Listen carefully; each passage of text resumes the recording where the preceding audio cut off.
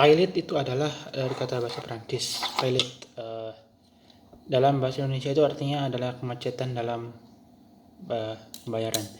Itu proses di mana seorang debitur memiliki kesulitan dalam membayar utangnya. Habis itu dinyatakan pilot oleh pengadilan, ya kan? Pengadilan niaga maksudnya ya. Terus dikarenakan debitur ini tidak dapat membayar hutangnya, harta debitur ini akan menjadi dapat dibagikan kepada para kreditur. Harta debitur akan dibagi ke kreditur sesuai dengan peraturan perundang-undangan yang berlaku.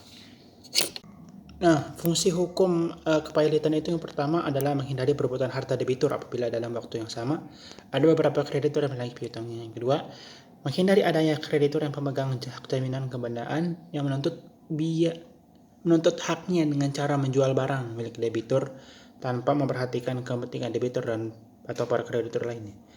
3. Mencegah agar kreditur tidak melakukan perbuatan yang dapat merugikan kepentingan para kreditur atau debitur hanya menguntungkan kreditur tertentu. Yang keempat, memberikan perlindungan kepada para kreditur konkuren untuk memperoleh hak mereka sehubungan dengan berlakunya asas jaminan.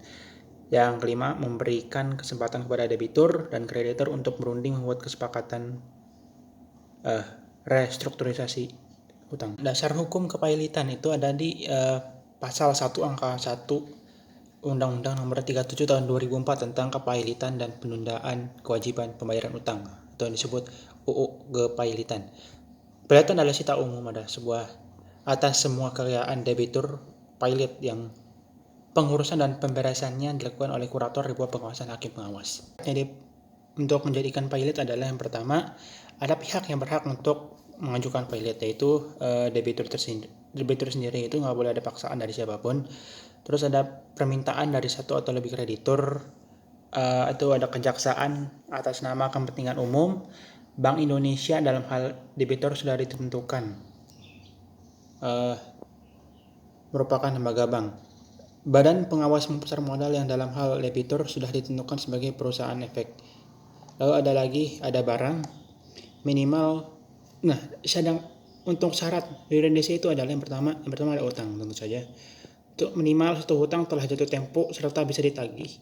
Ada debitur, ada kreditur, ada permohonan pernyataan pailit dan pernyataan pailit oleh pihak pengadilan niaga. Setelah itu ada yang namanya langkah-langkah untuk memproses pengajuan pailit ini. Ada selanjutnya itu. Pertama ada permohonan pailit. Itu kan ada di Undang-Undang Nomor 4 Tahun 98. Terus ada keputusan pailit memiliki kekuatan tetap dan tidak bisa diganggu-gugat. Sedangkan jangka waktu untuk permohonan pailit hingga keputusan pailit dijatuhkan memiliki kekuatan tetap juga dalam waktu tersebut selama 90 hari. Lalu ada rapat verifikasi, ada proses perdamaian, dan jika perdamaian diterima maka otomatis proses kepailitan itu tidak bisa dilanjutkan atau berakhir. Kalau nggak damai ya dilanjutkan terus sampai langkah selanjutnya. Lalu ada homologasi KAKUR. Itu yang namanya tahapan berupa permintaan pengesahan dilakukan oleh pengadilan niaga. Itu kalau perdamaian tidak diterima kan.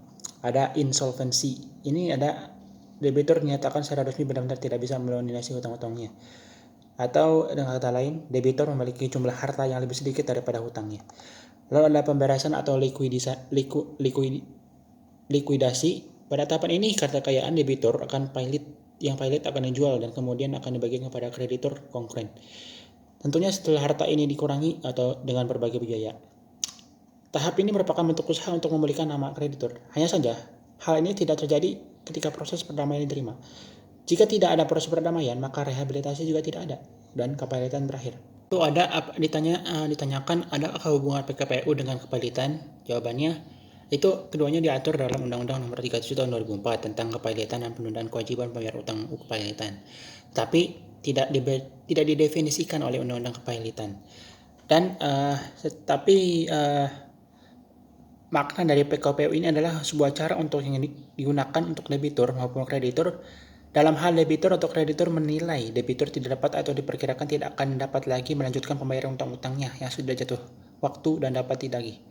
dengan maksud agar tercapai rencana perdamaian, meliputi tawaran pembayaran sebagian atau seluruh hutang kepada kreditur antara debitur dan kreditur agar debitur tidak perlu dipailitkan. Ada di pasal pasal 222 Undang-Undang Kepailitan, junto pasal 228 ayat 5 Undang-Undang Kepailitan.